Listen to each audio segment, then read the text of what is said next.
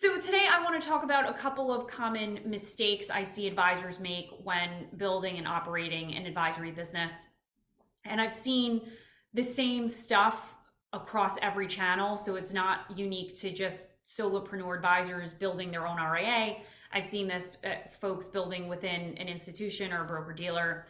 And what I want to say is that part of the challenge of being an advisor and also an operator slash CEO is that you are forced to think both strategically and tactically at the same time all the time and be future focused and very present for clients and team members. And that is an almost impossible mindset to be in 100% of the time. So I hate calling these mistakes because it is just the nature of advisors wearing multiple hats and trying to sort of do that dance and balancing act. Okay. So the first one I'll say is not taking the time to make a concrete decision with themselves or with a partner around what they really want to build. And really it's whether they want to build lifestyle practice or enterprise. I've talked a lot about how there's this negative connotation around lifestyle practice. And in reality, first of all, there shouldn't be. And in reality, most advisors I've found actually want to build lifestyle practice, but there's this sort of confusion around their evolution. The industry has pushed this narrative that advisors need to become CEOs of these huge entities to be successful.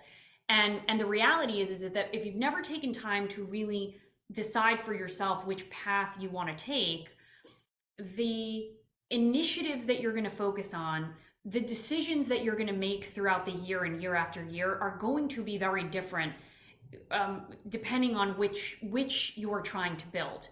If you want to build lifestyle practice, to me, that means that you genuinely enjoy engaging with clients, delivering financial planning services, business developing, maybe even leading your practice, but you enjoy sort of being in it on a day-to-day basis.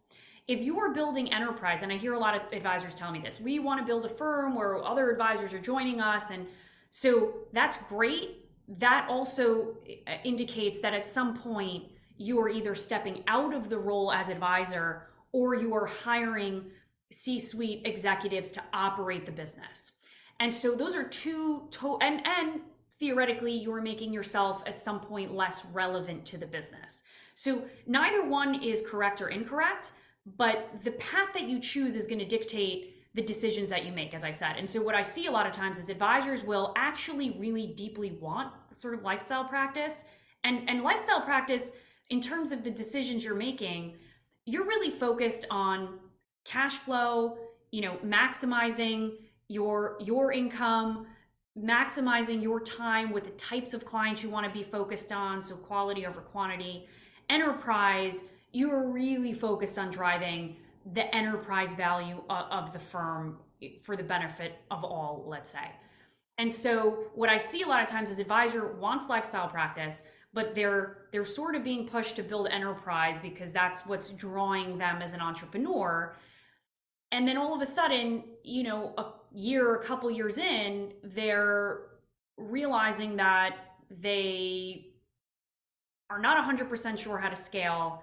They're not exactly sure when they should be hiring the talent. And realistically, if you're building enterprise and you want to attract advisors, you got to build the talent and invest, sometimes before the advisors are there. And so recognizing that the instant gratification or maybe making a little bit less money over the first couple years is a reality. A lot of times there's a major disconnect and advisors end up getting disappointed and resentful. And really it's because they haven't clearly made that decision with conviction around what they want to build. So that's the first thing, not making that decision around ultimately its vision. The second thing is, and these are in no particular order, second major mistake, hiring way too quickly without first systematizing the business.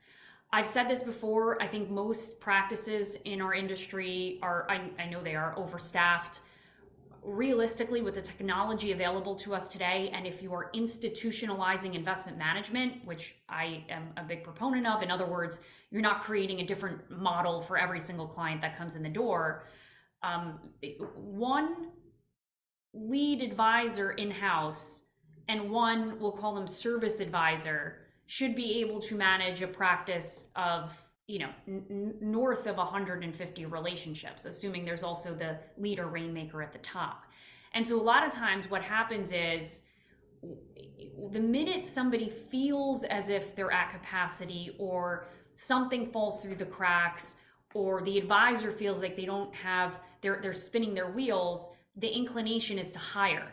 And in reality, our gut reaction should be to ensure that we've systematized, we're leveraging workflows in the CRM to disseminate tasks for specific systematized activities, meaning we're not assigning tasks to team members, we're kicking off workflows at certain points across the client engagement process, right? Onboarding, prepping for reviews, etc.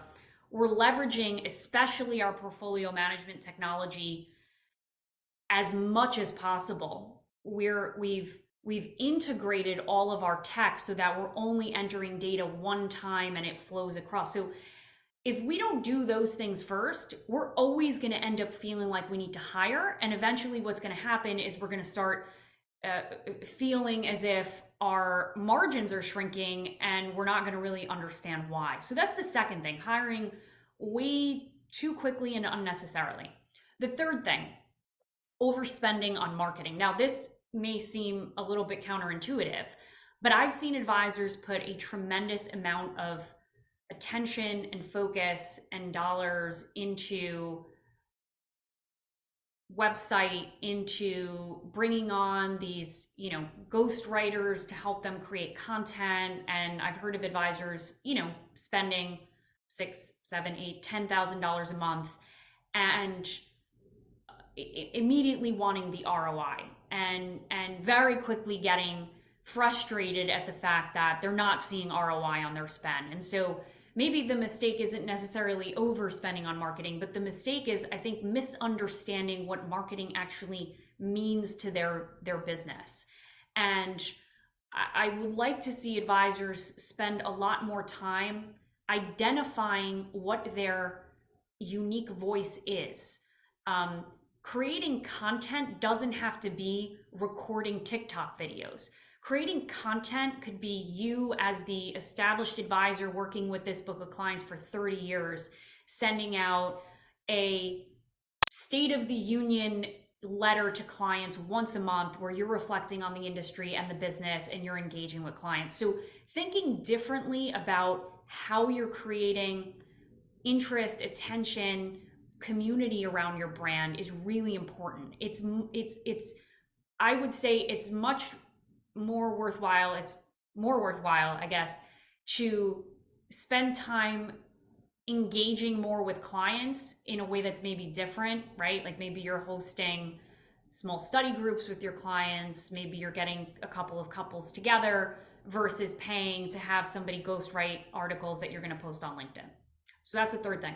So not making a clear decision on lifestyle, practice, or enterprise, hiring too quickly without systematizing, overspending on marketing or misspending on marketing, signing up for every new piece of tech. This is number 4. I've seen firms get so overwhelmed and paralyzed, like they're hiring consultants to help them think about what tech and how, and just, we all need to recognize that in the RIA space, within every vertical, the tech is basically the same. I mean, there are variations, but a lot of the tech is similar.